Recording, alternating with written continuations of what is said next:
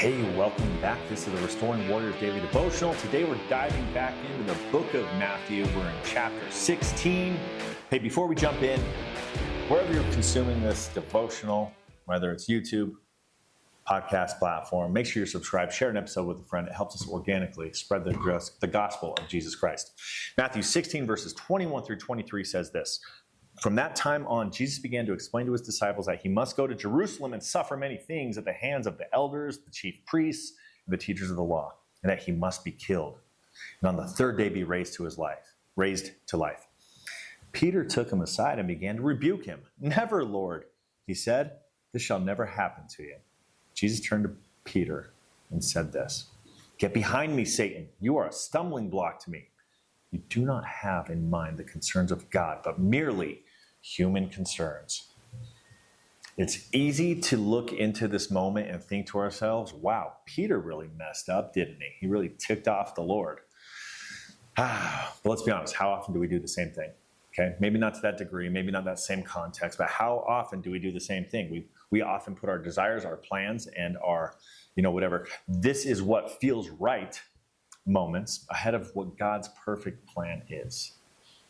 We want comfort, we want security, and we want these outcomes that we can project, right? We want outcomes that look good to us. But God's plan often requires discomfort, it often requires loss and faith in the unseen. Peter wasn't trying to betray Jesus here, not in the slightest. No, he was actually trying to protect him. He was trying to protect him, and in Peter's mind, a Messiah wasn't supposed to suffer.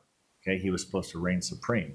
His response was humanly logical, right? Hey, they're going to try and come get you. No, me and my boys here, me and these 11 other disciples and however many other followers were with him at the time, we're going to protect you. His response was humanly logical. It was emotionally driven, and it was well-intentioned entirely, but it was still wrong. But why was it wrong, right? It was because it contradicted what God had already ordained. God had already planned this. He had already ordained this. Jesus' strong rebuke, get behind me, Satan, he tells him. He wasn't name-calling, right? And he wasn't condemning Peter's soul, okay? He was confronting the fleshly, human reasoning that Satan loves to exploit in order to keep us from obedience, okay? The enemy doesn't just tempt us with obvious sin, the things that we know we shouldn't do, right? He whispers fear. He whispers self-preservation and shortcuts that keep us from surrendering fully to God's will. Remember in Genesis it said the serpent is the craftiest of all the animals. And here's some biblical examples. It doesn't just happen to us. Okay, it happened to lots of people throughout the Bible. Let's look at the OGs of Israel, Abraham and Sarah. Okay, in Genesis 16, God promised them a child, sent an angel down and said, you will have a child. But instead of waiting on his timing, they took matters into their own hands with Hagar. Okay? Human reasoning over God's plan led to quite a bit of chaos, and if I'm honest, a little bit of drama too. It was the kind of the Jerry Springer of the day when that whole Hagar-Sarah situation happened. Let's look at Jonah. God said, Jonah, go to Nineveh. Jonah's like, no, I'm good, because it didn't fit his plan and it wasn't in his comfort zone. And he learned the hard way that God's way is always right. He was swallowed up by a big old fish. And then you look at Jesus in the garden, Matthew 26:39. Even Jesus prayed, Lord, if it is possible, let this cup pass from me. But he surrendered, right? His next part was this, and yet not as I will, but as you will.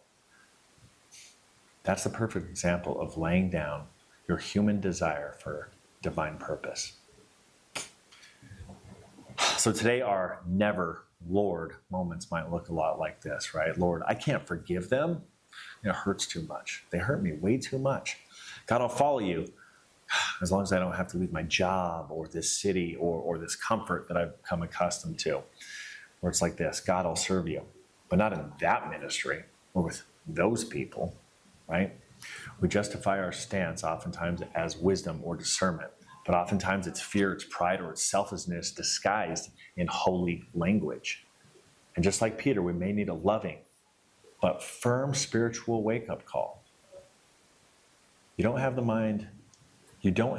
mind the concerns of God, but merely your human concerns.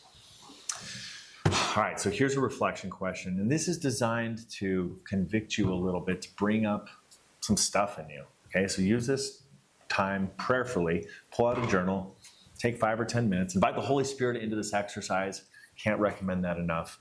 Here's a reflection question. Where in your life have you been telling God, never, Lord? Even if only in your heart.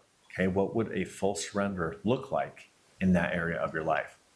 And finally, a challenge for today. Okay, pray today that God exposes where human concerns are driving your decisions more than His will is.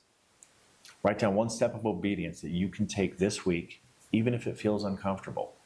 And finally, a prayer for today, and a prayer to tune your hearts for this challenge. Lord, I confess that my plans and desires often come before yours.